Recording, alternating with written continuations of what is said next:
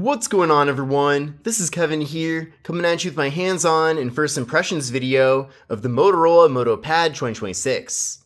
So this is a new budget tablet option from Motorola, and in fact, it's one of the first tablets that the brand has launched in a long time. So I'm really excited to show it to you here in this video.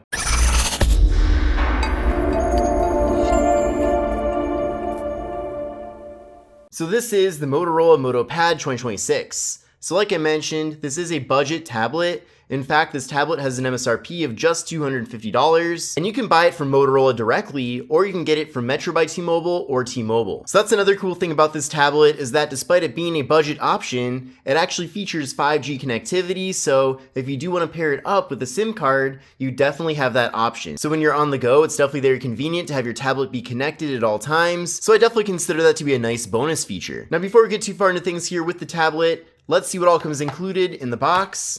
So here's the box right here. Now I do like how this box looks very similar to the Motorola G series phones that have launched in 2026. Definitely keeping things very uniform here with the brand. And on the back of the box, we have some of the specifications of the device, and then of course a photo of the actual device itself. But we'll open this up and see what all is in here. But here in the box is some literature. We're also getting a SIM card removal tool. And by the way, this tablet also supports microSD card expansion, so that's another nice bonus with it. We are getting a USB-C cable for charging and data transfer, and one end of the cable is USB-A. Now there's no further accessories included in the box, but what is nice is that I've already seen that there are a lot of third-party accessories available.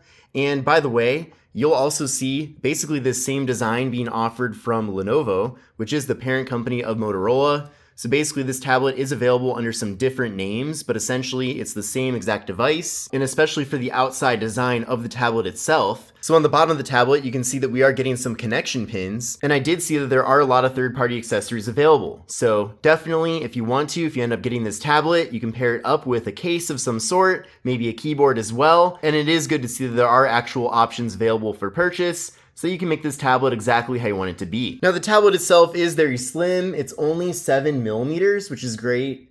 And then the tablet does have an aluminum build, both on the sides and back of the tablet. And in fact, it's pretty much one single piece of aluminum, so it's not like there's any sort of seam or anything like that from the back panel to the side. It literally just wraps around here, and then we have the display, which of course is made of glass on the top.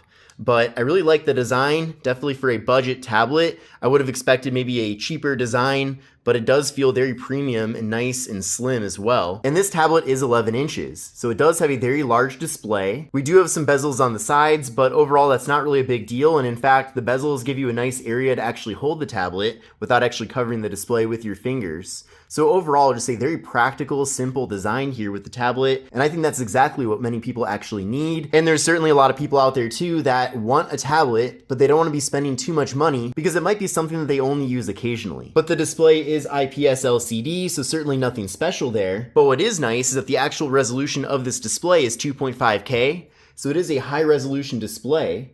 Now we're getting a 90 Hz refresh rate, which does run very smoothly. I will be real with you though, when I was first setting up the tablet, it was a little bit of a slow experience, but once everything got installed and everything was kind of warmed up here, the tablet does run smoothly, which I do appreciate. Now the display doesn't get necessarily that bright. It is limited at 500 nits, but that is pretty common to find with a budget tablet, and I think for most people, it is still at least plenty bright. It's not like you're gonna be using your tablet out in the middle of a parking lot. You're probably going to be indoors or maybe in the car or on an airplane. So in situations like that, the tablet does at least get bright enough so that you can watch video content or really do anything else that you want to be doing on a tablet. Now we're getting a 16:10 aspect ratio. Overall, pretty nice aspect ratio. It is practical to use the tablet both in landscape and also portrait. So as you can see, the whole interface does adjust based on that when I do rotate it.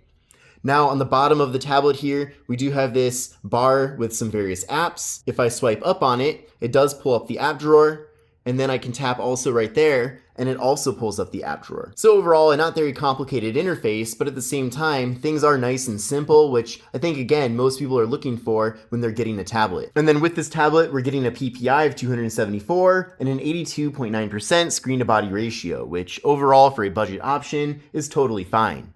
Now with this tablet, there is a front-facing camera, and that front camera is 5 megapixels. So certainly nothing too special there.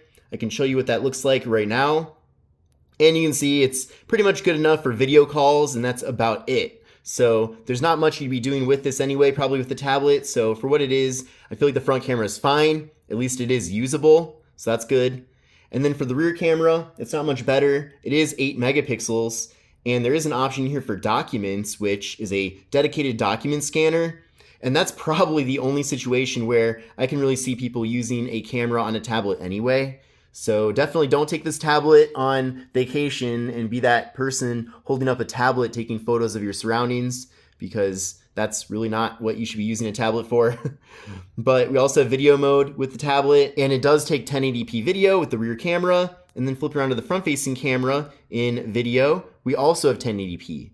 So at least we do have that if you do want to take some videos using this tablet. Now with this tablet, we are getting 128 gigabytes of storage, which is nice. It is running UFS 2.2 storage, so that's about as slow as it gets for on-device storage, but overall, that's probably not something that you're really going to be noticing day to day. And then this tablet does support micro SD card expansion, so that is certainly a really nice thing if you want to offload some photos and videos onto that SD card, or maybe you already have an SD card with lots of content on it, and you want to easily transfer things over to your tablet, then you can simply just pop in the SD card, and then you're good to go. Now, you're probably not surprised, but there's no wireless charging with this tablet, and the tablet also does not have a fingerprint sensor. So you are limited to just face unlock with the tablet, which does work smoothly, so that's good at least. But just know that not having a fingerprint sensor certainly is a compromise that comes with this device. And then with this tablet, we're getting 8 gigabytes of RAM paired up with the MediaTek Dimensity 6300. So with the 6300, as I mentioned, we are getting 5G support.